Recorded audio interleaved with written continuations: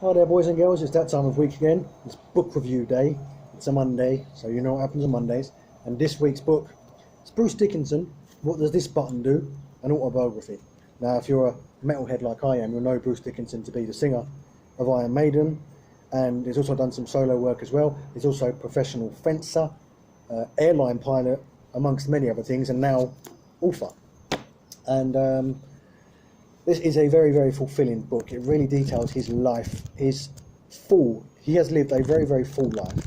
It details his full life in a lot of detail, all the way from his early days in school and college, messing about, being expelled from various schools and stuff, his relationship with his father and his stepfather, all this kind of stuff, up to his fascination with planes, which started quite early on, his fascination with aviation and all that kind of thing, all the way through to him joining Iron Maiden, his early bands, and then joining Iron Maiden, and then touring around, becoming world famous for being the singer of Iron Maiden, then taking his flight exams and discovering fencing as a professional sport, his initial thoughts and feelings about fencing, and then his developing relationship with that sport, etc., etc. There's all kinds of tales and anecdotes here to make you laugh, to make you feel sad, to make you, it's just reminiscences more than anything, and it's quite interesting to read this man's life because he has lived a very full life.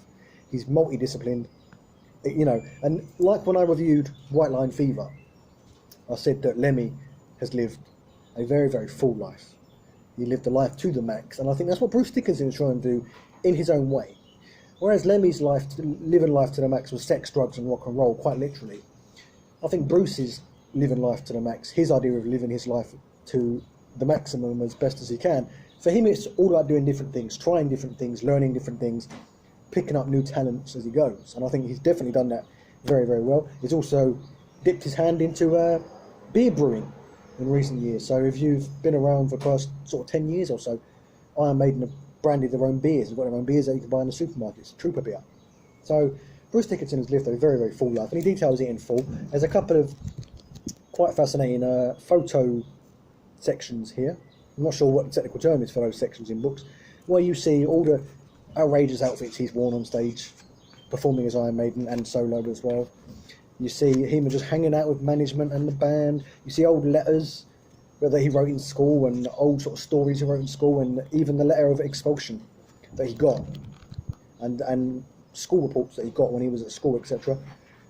Tour photos of him on stage, as I said, photos of him fencing, band photos of where the band's been on tour. They're the first band ever to play in Sarajevo during the Bosnia-Herzegovina riots and troubles out there that they had in the 90s. So that was quite interesting to read. The first ever band to do that.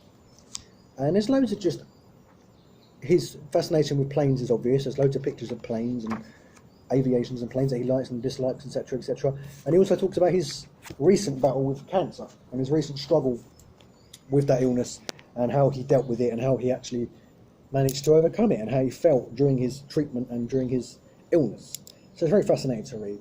Very, very interesting to read this man's life from start to present day. So go ahead and check that out. Very interesting read, especially if you're a metalhead. That was Bruce Dickinson, What Does This Button Do? An Autobiography. Thanks for watching. I'll see you next time.